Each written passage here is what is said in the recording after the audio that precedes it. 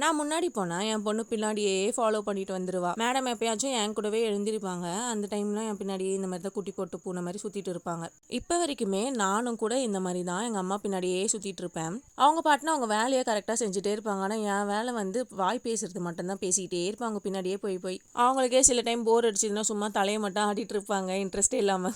அப்போ கூட என் மனசை நான் தளர விடாமல் என் கதையை ஃபுல்லாக முடிக்கிற வரைக்கும் பேசிகிட்டே தான் இருப்பேன். எனக்கு தெரிஞ்சு இந்த பாண்டிங் வந்து அம்மா பையன் அப்பா பையனை விட அம்மா பொண்ணுக்கு அதிகமாக இருக்குன்னு நான் நினைக்கிறேன். பாய்ஸ் வந்து வளர வளர ஒரு கட்டத்துக்கு மேலே அதிகமாக ஃபேமிலி கூட கம்யூனிகேஷன் வச்சுக்க மாட்டாங்க. ஃப்ரெண்ட்ஸ் கூட அதிகமாக கனெக்ட் ஆகிடுவாங்க. ஃபேமிலி கூட டைம் ஸ்பெண்ட் பண்ணுறதை கம்மி பண்ணிப்பாங்க. கேர்ள்ஸ் அப்படியே ஆப்போசிட் ஆயிடுறோம். ஃபர்ஸ்ட் இருந்ததை விட ஏஜ் ஆக ஆக ஃபேமிலி கூட அதிகமாக கம்யூனிகேட் பண்ண ஆரம்பிச்சிடுறோம். நான் வெட்டியாக இருக்க டைம்லாம் நான் ஒரு ரிசர்ச்சராக மாறி இந்த மாதிரி ஏதாச்சும் சம்மந்தமே இல்லாமல் பேசிகிட்டு இருப்பேன். சரி, பேசிட்டே குக்கிங் ஒர்க்கும் கம்ப்ளீட் பண்ணியாச்சு. இன்னைக்கு என்ன சமைச்சுன்னு பார்த்துடலாம். புதுசாக ஒரு தோசைகள் வாங்கினேன். நல்லா பெரிய தோசையாக வரதுனால இந்த வாரம் ஃபுல்லாக தோசையை வச்சாச்சு.